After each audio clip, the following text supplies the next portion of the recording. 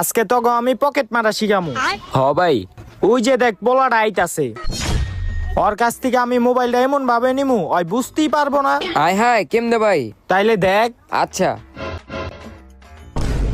Sorry ভাই।